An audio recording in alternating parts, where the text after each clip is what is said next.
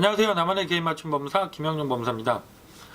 이번 시간에는 개인위생과 보증인에 대해서 말씀을 드리도록 하겠습니다.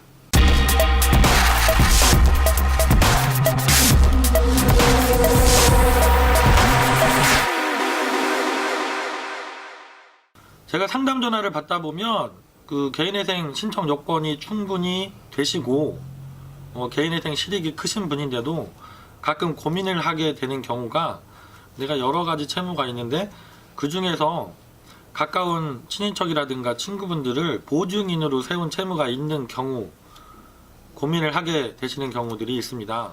개인회생은 개인회생이기 때문에 말 그대로 그 주채무자인 내가 개인회생을 신청해서 인가 결정을 받더라도 보증인의 채무까지 같이 해결되는 제도는 아닙니다. 내가 개인회생 인가 결정을 받고 매달 일정한 금액만 납부하도록 결정을 받으셨더라도 보증인의 채무가 같이 인가 결정을 받은 게 아니고 내 변제금으로 같이 해결되지 않는다는 거죠.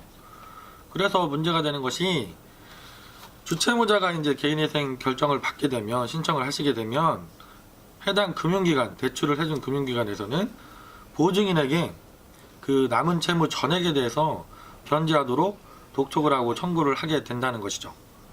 그래서 이제 보증인이 가까운 분들이 대부분이기 때문에 신청하시면서 이 채무를 넣어서 해야 되는지, 개인회생을 내가 과연 하는 게 맞는지 고민하시는 겁니다. 하지만 내가 그 부분 때문에 한두 가지 채권, 보증인이 끼어있는 채무 때문에 개인회생을 포기하실 일은 아닌 것 같고요. 이런 경우에 어떻게 법원에서는 처리가 되는 것인지 설명을 드리겠습니다.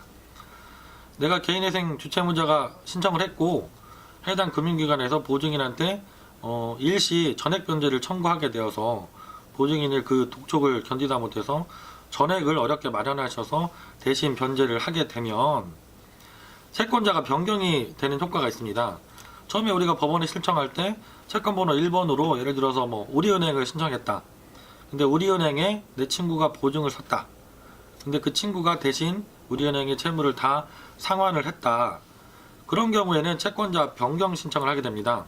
그래서 우리은행 밑에 1-1번 홍길동이라고 보증인으로 들어가 있던 분이 이제는 채권자가 되는 거죠. 법률적으로는 그게 대위 변제한 분이 갖게 되는 구상권이라는 권리가 있기 때문입니다. 그래서 우리가 이제 인가 결정을 받고 매달 법원에 일정한 금액을 납부하게 되시면 법원에서는 각 채권자들에게 채권 금액에 따라서 작성된 변제 계획안에 따라서 그분 통장으로 돈을 입금하게 되는데, 대위 변제를 한 그 이후에는 보증을 섰던 그분 통장으로 법원에서는 매달 변제 금액의 일정 금액을 입금을 해주는 거죠.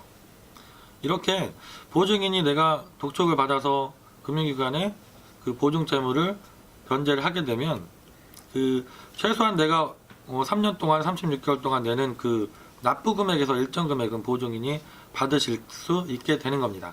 오늘은 그 개인회생과 보증인에 대해서 말씀을 드렸는데요. 보증인이 끼어있는 채무가 있어서 신청을 할지 여부에 대해서도 고민이 많으신 분들이 상담을 하다 보면 있으십니다.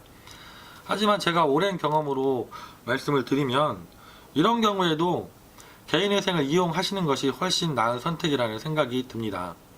내가 그런 보증인과 관계 때문에 이 채무 전체를 정리를 못하고 계속 끌고 가시면 어쨌든 결국에는 연체가 되시고 금융기관에서는 보증인한테 독촉이 들어가는 게 맞습니다. 하지만 개인회생을 이용하시면 그 중에 일정 부분이라도 내가 법원에 36개월 동안 납부하게 되는 금액에서라도 보증인이 그 돈을 받으실 수 있는 효과가 있기 때문에 보증인한테도 그게 더 유리한 제도가 선택이 될 수가 있습니다. 김영용 법무사는 지난 13년 동안 전국의 모든 법원에 개인회생 실무를 직접 다 진행을 해왔고요. 어떤 케이스도 전화 주시면 제가 그동안의 경험을 바탕으로 같이 고민을 해드릴 수가 있습니다. 혼자 고민하신다고 지금 잠도 못 주무시는 분들이 계시면 김영용 법무사에게 전화 주시고 나의 경우에 어떻게 선택을 하고 어떤 방향으로 진행하면 좋은지 같이 한번 상의를 해보시면 되겠습니다. 김영용 법무사였습니다. 감사합니다.